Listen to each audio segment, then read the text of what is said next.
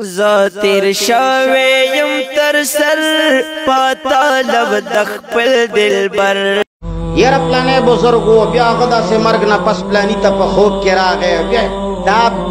دا غلو فی الدین ده یاره جی قبر نه لاس راووتو سلو کسان ولیدو زر ولیدو دا غلو فی الدین ده یاره جی آواز وشو خلق واورېدو دا غلو فی الدین ده یاره جی اولیاء چې کوم دی مدد کوي یدمرون اعداءهم فلانهم دا غلو فی الدین ده دینا الله منع فرمایلی ده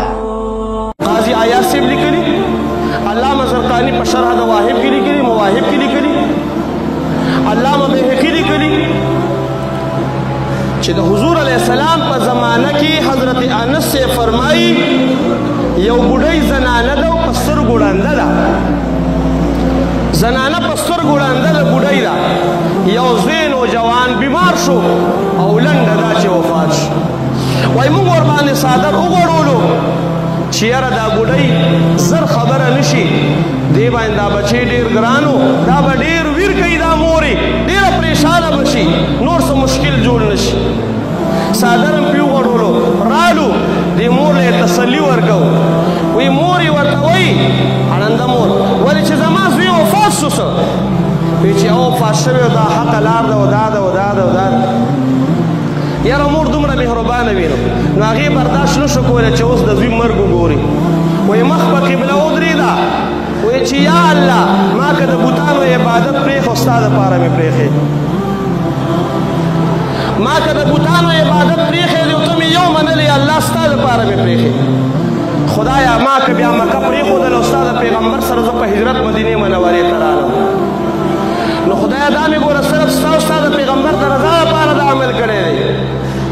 خدایا زما دا عقیده ده چې ته به د دې په برکت باندې زما په هر مشکل وخت کې د هر غم او د پریشانۍ په وخت کې او په درد کې خدایا ته به زما مدد کې الله زما په تا دا عقیده ده یا الله زما ستا په در کې دا سوال دی که ته څوک وفات کولی شي نو خدای ژوندي کولی هم شي خدای د بچي دا غم رانه اخوا کا تاسو یقین وکړئ حضرت انس فرمایي په صفه باندې چوتره باندې د الله پیغمبر ناستو او د دغې مړ نوجوان مور دعا وکړه دعا چې خدایه را ژوندی یې کړې راله بس نشم برداشت کولی د بچي مرګ وایي هغه نوجوان چې موږ پرې کوم څادر غوړولی و ملت لا نه دی تېر شوی څادر یې خپله د ځان نه اخوا کړو راپاڅېدو رالو د الله د پیغمبر مخې له موږ ناستو طعام پروت و موږ سره په یو ځای کېناستو د الله د پیغمبر سره یې روټۍ وخوړه کولی شي که نه شي کولی هغه ذات چې مړه کولی